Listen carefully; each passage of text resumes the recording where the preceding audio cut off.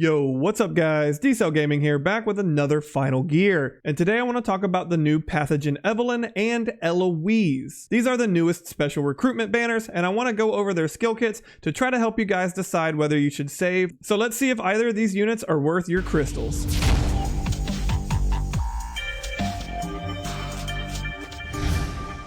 So let's go ahead and dive in game and check out these characters and see what they are all about. So let's go ahead and start with Pathogen Evelynn, or Patholynn as I like to call her. And just taking a look at her models, this is what she's going to look like. I like the activated mech model and the standard model as well. It just has this sort of like maybe Borg quality to it. I'm not sure what I like about it so much. And also the design, you can see kind of like the flickers, like the glitch on her designs there. I really like that as well. So let's go ahead and look at her skill kit. So her skill 1 is going to be high gear time to say goodbye. What this does is Evelynn transforms into a mechanical sphere, dealing 567% damage to all enemies within range, and increases her damage by 5% for 10 seconds. The additional effect upon custom mech suit activation is boosts corrosion damage by 10%, and that stacks up to 30 times. Her second skill is the passive skill Hopelessly Weak.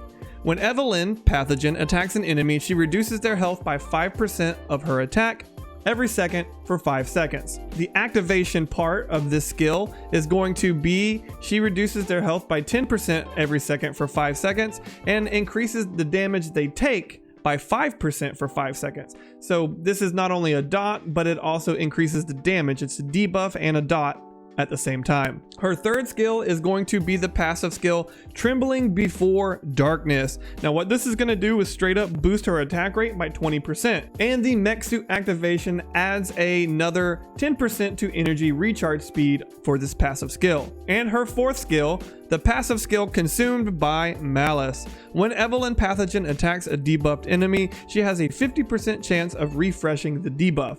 And the mech suit activation for this, of course, is it will increase that chance to 55%. All right, so let's break down what this all means. So her first skill is a mini AoE attack that is going to increase the damage done for 10 seconds. And when she gets her mech suit activation, it will increase the corrosion damage by up to 300%. Her second skill will apply a dot damage based on her attack, and her mech suit increases that dot damage and then debuffs the enemy to take 5% extra damage. Her third skill is a straight boost to her attack rate, with the mech suit activation tacking on an additional energy recharge. And the fourth skill will refresh debuffs of the enemies she's attacking, and the mech suit activation for that will actually increase the chance of this happening. So my thoughts on Patholynn.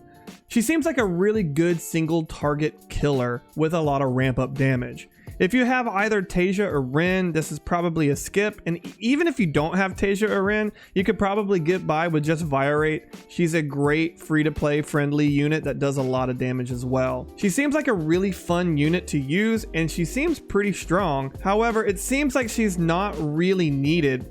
Even if you're a spender, but especially if you're a low spender or free to play, there's going to be units that do her role better. Especially if you have Tasia or Ren, they're going to do what role that she's doing, but a lot better. So you're not going to really have a place to fit Patholynn in. Waifus over anything. If you love her character design, you want her for collection purposes or whatever it might be, definitely pull for her. However, for most people, I think this is a skip, because you're already going to have units that you're building up that's going to perform this same role. Another reason I can kind of comfortably say that this is a skip, you'll have to correct me if I'm wrong, but I do believe after this banner event, you do have a chance of getting her in the normal summons. Unlike the next character we're talking about, Eloise. So until November 18th, Eloise and Patholynn will be on the special recruitment list. Eloise's model looks like this. I kind of like Evelynn's model better than Eloise, but overall, the model looks great, the artwork is awesome, and the mech is kind of hit or miss for me. I think it looks cool, kind of Gundam Wing, kind of looks more like Gundam Wing maybe, but overall, cool design. I do like the Patholynn better though. Now as for her skills, on the other hand, this lady is a straight beast. With her skill 1 being High Gear Daring Dash, Eloise summons a robot soldier and charges towards the enemy, dealing 500% damage to passing enemies and taunting all enemies within 20 yards for 4 seconds. The higher the skill level, the stronger the robot soldier. The additional effect is Eloise will summon 3 robots instead, and they will charge toward the enemy, dealing 500% each to the passing enemies. Robot soldiers then will remain on the battlefield after the charge, and the shield robots will taunt all enemies within 10 yards to attract them to them, basically. And after performing their taunts, they will grant teammates an energy shield that absorbs damage equal to 30% of max health for 3 seconds.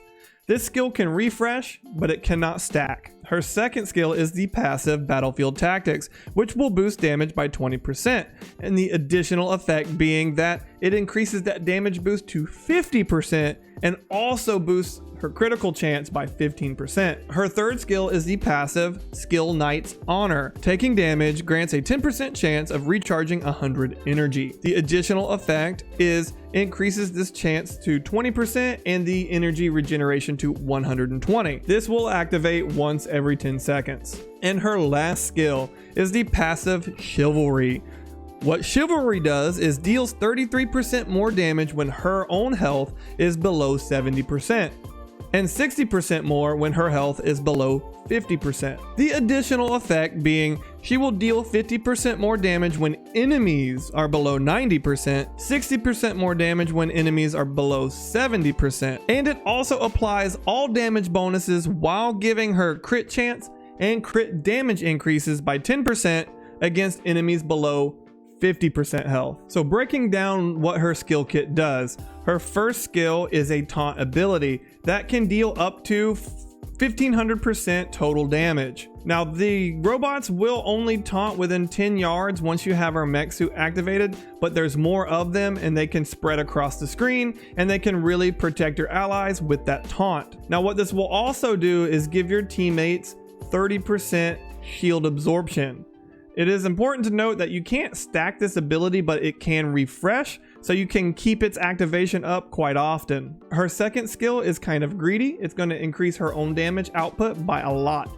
With her mech suit activation, it goes up to 50% damage and she gets 15% extra crit chance. Her third skill is designed to help her recharge that energy much faster so she can keep spamming the taunts and keep spamming those energy shields. And her fourth skill basically is an all-encompassing damage increase. All you really need to know about the fourth skill is it will make her do more damage. So what's my thoughts on Eloise? Eloise seems like a very strong offensive tank with taunt abilities. This is great because she's going to be able to deal damage and take damage away from your own teammates, and also provide some damage mitigation for when they get hit. I think she's a great pull if you missed Tasia or Ren, but likely a skip if you're a free-to-play or low spender. If you're a low spender, you're likely going to want to save your crystals for somebody a little bit more important, especially if you are able to get Ren or Tasia. Eloise's main problem, in my opinion, is that she is competing with Solveig for a tank slot. Solveig's talents, even though she doesn't have a mech suit activation, already increases her the damage mitigation by a lot more. It's 40% for 10 seconds, and you can really spam that skill if you give her a shotgun or something like that. She can keep that shield up a lot longer. There's a lot more damage mitigation there. Now she's not going to deal out as much damage as Eloise. However, if you have a Ren or a Tasia, that's not going to really matter. You can really power through content with Solveig alone, and the other bonus of Solveig is that since she's only a rare, you can 6-star her and fill out her talents way easier than you're going to be able to do for Eloise. However, if you're a spender or especially a whale, you're probably going to want to pick up Eloise because she is a fantastic unit. She's a great tank and she will deal out a lot of damage. And not only will she deal out a lot of damage, she will do so while protecting your team. So my final thoughts on both of these characters. I think Patholynn is a fantastic single target damage dealer. She's going to be able to kill down single targets, bosses, apply dots, and she has a good amount of ramp up damage. However, most people are probably going to want to skip her, and you do have a chance to get her in the future if you don't pull on the banner, so not a big deal. Eloise, on the other hand, is a little bit complicated because she's a strong offensive tank, and for spenders, she's probably going to be a really good option to use. However, for most people, including spenders, the budget option Solveig is arguably better at the role. She won't be dealing as much damage, but the damage mitigation she provides will be on a higher scale. And even into the future, Solveig is a safe bet to build because she's always going to have use. So it's kind of a toss-up with Eloise whether you want her or not. I'm advising free-to-play players or low spenders to save your crystals on both of these banners. Even though they run till the 18th, you're probably going to want to save them for either a future collab or a future unit that's going to be a much bigger benefit to your account. But hey guys, that's just my opinion. Let me know in the comments down below, what do you think about the new units? Are any of you guys planning on pulling for them? Let me know your thoughts right down below. Also, if you've made it this far in the video, consider liking and subscribing to the channel, as that helps me out greatly. And as always guys, I'll see you in the next one.